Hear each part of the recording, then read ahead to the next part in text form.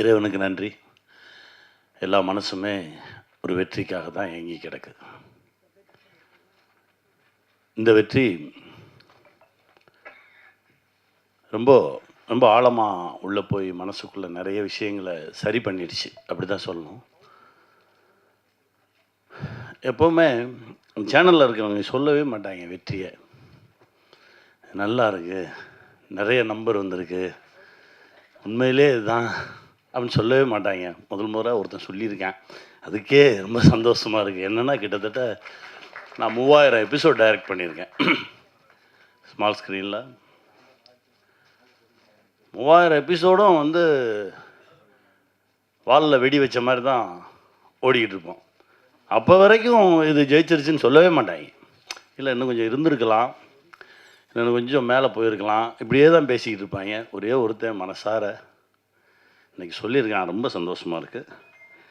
முழுக்க முழுக்க கௌசிக் மேலே வச்ச நம்பிக்கை தான் இந்த படைப்பு. என்னென்னா கௌசிக் வந்து ஒரு 10 நிமிஷம்தான் இந்த படைப்பை பற்றி சொன்னார். நான் சர்ரா தம்பி, எனக்கு நாளைக்கு இல்லை நாளை கழித்து எப்போ ரெடி ஆகுதோ எனக்கு ஸ்கிரிப்ட் அனுப்பிச்சிருங்க, நான் ஒரு வாட்டி படிச்சிடுறேன் அப்படின்னு. இப்போ வரைக்கும் அனுப்பலை. அண்ணே 4 எபிசோட் ரெடியாக இருக்குண்ணே, இந்த மீதி 2 வந்தோடனே உங்களுக்கு நான் அனுப்பிச்சிடுவேன். இதையே சொல்லிக்கிட்டு இருந்தாங்க. ஒரு முறை நம்பிட்டோம்னா அதுக்கப்புறம் கண்ணை மூடிட்டு பின்னாடி போயிடணும். அங்கே போயிட்டு ஒரு சமயக்காரன் தான் இருக்கணும், அப்போ தான் அந்த சமையல் நல்லாயிருக்கும். ஆளாளுக்கு போய் உப்பள்ளி போடக்கூடாதுல்ல. அதனால் பேசாமல் சரி ஓகே என்னமோ செய்கிறாங்க, சரி சரியாக செய்கிறாங்க, அது வரைக்கும் சந்தோஷம் அப்படின்னு சொல்லிட்டு பின்னாடியே போனது தான். கண்ணை மூடி முழிக்கிறதுக்குள்ளே ஒரு பெரிய ஒரு வெற்றியை பார்க்குறதுன்றது இறைவன் கொடுத்த சக்தி. என் தம்பி கௌஷி, என் தம்பி அஜய், நவீன், இன்னும் இதில் உழைச்ச கே சார், எல்லாருக்குமே இந்த வெற்றியில் பங்கு இருக்குது. அந்த குட்டியோண்டு லென்ஸ் வச்சு பார்த்த அந்த சார் அவ்வளோ ஆழமாக மனசில் பதிஞ்சிருந்தார். அவர் தான் கதையோட டேர்னிங் பாயிண்ட்டே. ரொம்ப சந்தோஷமாக இருந்தது. எல்லாத்தையும் திரும்ப பார்க்க நான் தான் சொன்னேன், டே எல்லோரும் திரும்ப சந்திச்சிடுவோம். அப்புறம் நீ எங்கே இருக்க, நீ வருவியா, நான் வந்துடுறேன் அப்படின்னு சொல்லி தான் சந்தித்தது. ரொம்ப மகிழ்ச்சி. இதையெல்லாம் தாண்டி ஒரு அப்பா கிட்டேருந்து பிள்ளைக்கு கிடைக்கிற அங்கீகாரம் இருக்குது பார்த்தீங்களா, அது மிக பெருசு. அது ரொம்ப சீக்கிரமாகவே அஜய் கிடச்சிருக்குன்றது எனக்கு ரொம்ப பெரும் மகிழ்ச்சி. ஏன்னா ஊரெல்லாம் போய் ஜெயிச்சுட்டு வந்துடுவோம், வீட்டுக்குள்ளே மட்டும்தான் கிடைக்கவே கிடைக்காது. அந்த லுக்கே ஒரு மாதிரி இருக்கும். அனுபவிச்சிருக்கியா? எனக்கு எப்படி தெரியும் இதை பற்றினா, நம்ம அப்பான்னு ஒரு படம் பண்ணும்போது பெரிய பெரிய ஆளுமைகளை அவங்க அப்பாவை பற்றி பேச சொல்லி கேட்டேன், நீங்கள் பேசுங்க. அப்போது பிரியதர்ஷன் சார் சொன்னார், அதாவது எனக்கு வந்து சிபிஐயில் ஜாப் கிடச்சிருச்சு, அதுக்கு இன்டர்வியூ கூப்பிட்ருந்தாங்க. அந்த இன்டர்வியூ போகிற அன்னைக்கு தான் இங்கே பாசில் சார்கிட்ட அசிஸ்டன்ட் டைரக்டராக ஒர்க் பண்ண வர சொல்லியிருந்தாங்க. ஸோ அந்த இன்டர்வியூக்கு போகிற பேப்பர் எடுத்து தலையணை கவருக்குள்ளே வச்சுட்டு நான் இங்கே போயிட்டேன். ஒரு வாரம் நான் ஒர்க் பண்ணிக்கிட்டு இருக்கேன். திடீர்னு ஒரு நாள் எங்கள் அப்பா வந்து வெளியில் உட்காந்துருந்தார். அந்த இன்டர்வியூ போனியா அப்படின்னு கேட்டார். இல்லை அது போனேன் வந்தேன் அப்படின்னு ஏதோ ஒன்று சொன்னேன், ஒன்றுமே பேசலை. அப்படியே நான் முறைச்சி பார்த்தாரு. இனிமேல் என் கூட பேசாத அப்படின்னு சொல்லிட்டு போயிட்டார். இதற்கு பிறகு கிட்டத்தட்ட 70 படம் டைரக்ட் பண்ணியாச்சு, ஒரே கொண்டாடுது. ஆனால் அப்பா மட்டும் பேச மாட்டேன்றார். ஸ்டேட் அவார்ட்ஸ் வருது, பேசலை. தேசிய விருதுகள் வருது, பேசலை. கடைசி பத்மஸ்ரீ விருது வாங்குறாரு.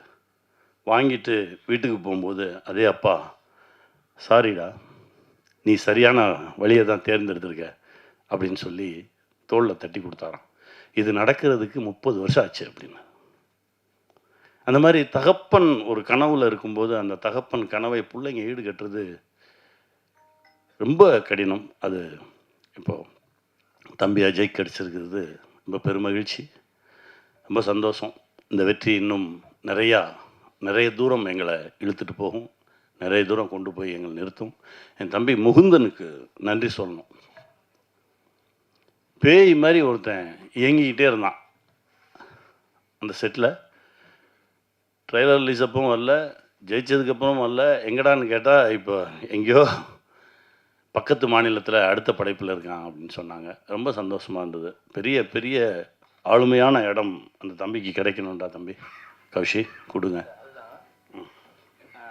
சாரி, நடுவில் ஷாக் அடிக்குது. அவர் இங்கே இருக்கும்போது இருந்ததை விட பெரிய போஸ்ட்டுக்கு தான் இப்போ கொச்சினுக்கு அவருக்கு அனுப்பியிருக்கோம். ரொம்ப மகிழ்ச்சி. இந்த வெற்றி இன்னும் நிறைய உரமாக இருக்குது. இன்னும் பல வெற்றிகளை கொடுக்கறதுக்கான ஓட்டத்தை தெம்பையும் கொடுத்துருக்கு. ஜெயிப்போம், திரும்ப திரும்ப சந்திப்போம், மகிழ்ச்சியை பகிர்ந்துக்குவோம், வெல்வோம். அனைவருக்கும் வணக்கம். தொடர்ந்து எங்களுக்கு ஊக்கம் தரும் பத்திரிகை ஊடக நண்பர்களுக்கு மிக்க நன்றி. தடயம் வெப் சீரிஸ் எனக்கு ஒரு மிகப்பெரிய வாய்ப்பு. அதற்கு வாய்ப்பளித்த இயக்குனர் நவீன்குமார் அவர்களுக்கும் ஜி5 நிறுவனத்தாருக்கும் ரொம்ப நன்றி. என்னுடைய நிறம் காரணமாகவும் தோற்றம் காரணமாகவும் ஒரு ஒதுக்கலுக்கு ஆளாகி வந்த எனக்கு இந்த கதாபாத்திரம் ஒரு மிகப்பெரிய நம்பிக்கை அளித்தது. இதில் ஒரு மிகப்பெரிய உருமாற்றத்தோடு எனக்கு நவீன்குமார் வாய்ப்பு கொடுத்துருந்தாரு. அவருக்கு எப்படி என்னுடைய நடிப்பு மேலே அந்த நம்பிக்கை வந்துச்சுன்னு தெரியல. ஸோ இது எனக்கு மிகப்பெரிய நம்பிக்கையை கொடுத்துருக்கு. தட் என்னாலேயும் நல்லா பெர்ஃபார்ம் பண்ண முடியும்னு சொல்லிட்டு அந்த நம்பிக்கைக்கு மிகப்பெரிய நன்றி நவீன். வந்திருக்கும் ஊடக நண்பர்களுக்கு மிகப்பெரிய நன்றி. எல்லாருக்கும் வணக்கம். This is massive welcome for me. Seriously, I didn't expected this, but thank you so much to everybody who is part of this Tadayam, especially Kaushik sir, Naveen, Ajay Sharma, and our Kani sir. Thank you so much because I'm getting messages from every corner of Tamil Nadu state. They owned me like anything. I'm literally from last 1 week, I was on cloud 9, I can say that, because I love that overwhelming response from the people. Thank you so much, everybody. Thank you, media. You guys are very kind to me. So many people, personally send messages to me. And one more thing, memers, man, you people did a fantastic job. I know everybody is tagging me, and love you all. Thank you so much. Thank you so much.